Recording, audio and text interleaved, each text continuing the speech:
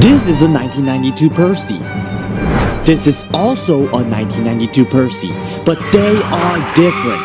How many variants of 1992 Percy do you think there are? It's time for us to answer this question once and for all, and today we will go through the evolution of 1992 Percys. 1992 Thomas Wooden Railway trains are often called pre-production models because these were not actually produced by learning curve. They had contracted out the production to a wooden toy manufacturing company in upstate New York and later expanded out to Vermont and Connecticut. These models are partially handmade, and because of that, they often had quality control issues. We see numerous variations in the positioning of the eyes, off-center smokestacks, misaligned painting graphics, and sometimes the number of staples. Some key features are that they used Canadian white maple oak for their wood, flat magnets, and used undated wheels. From a macroscopic perspective, Percy evolved in 3 stages: skinny stack to fat stack to bevel stack, and we often call these version 1, 2, and 3. Skinny stack transitioned to a fat stack because the funnels tend to break off too easily.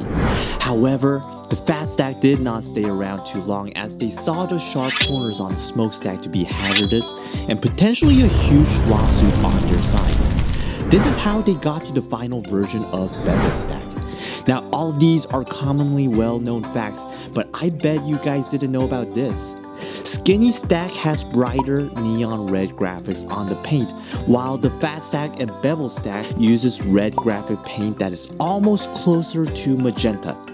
You don't believe me? Check your trains right now. Now, this variant I'm about to show you, I only learned about this few days ago. I was like, holy smokes! And it is none other than the transition variant. Now, when we think about the transition variant, a lot of us, including myself, knew them only as their stacks being mismatched. Bevel dome with fat funnel, or the other way around. This was true because as they were scaling to Vermont and Connecticut, leftovers were being utilized so they can avoid wasting resources. But now, this is where it gets fun.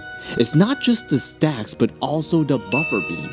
What is a buffer beam? During the skinny stack and fat stack era, there is a prominent extra cut on the front that gives the elevated face look. As they transitioned to a bevel stack, they probably thought it was unnecessary and ended up skipping this cutting process for the buffer beam.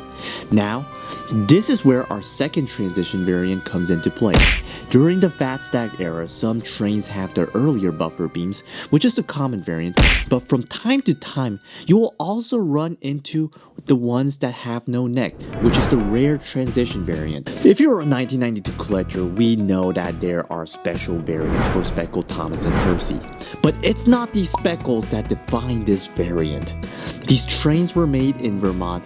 They had their twist on these Thomas trains, and one key feature we see is not just the speckles around them, but the framing on the roofs and faces.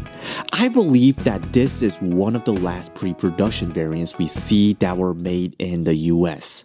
But now, what if I told you there are many more variants to go? James and Percy are 2 trains with an earlier variant than the skinny stack.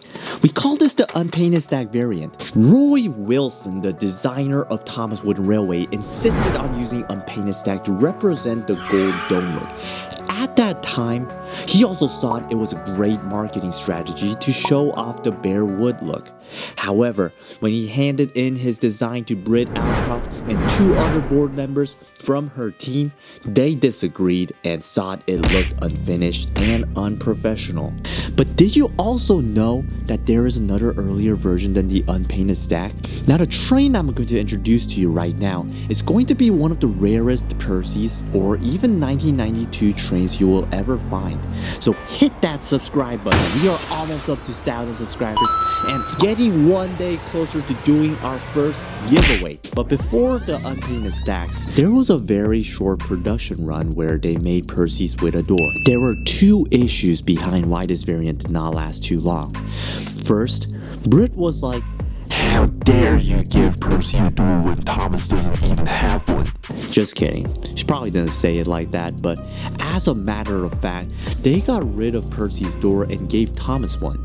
When I asked Roy, he also said that for some reason the cap and the buffer beam had these bumps because of differences in widths, and it was a hassle to get the doors painted accurately.